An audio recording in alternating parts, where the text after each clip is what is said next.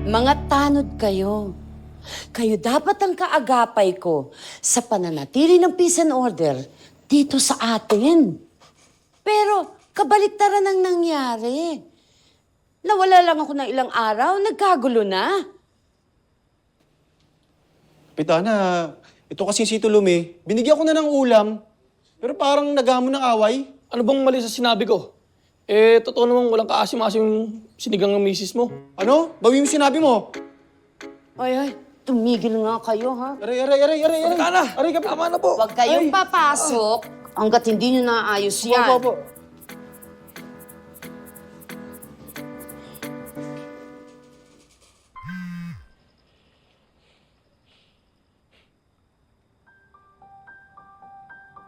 Si Lolong Bayang. Oh, Kung di mo lang ang titingnan, parang wala siyang problema. Pero alam natin na hindi totoo yan.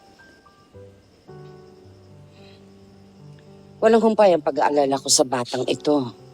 Tapos sinadagdagan mo pa. Malala yung ginawa ni Nando sa kanya eh.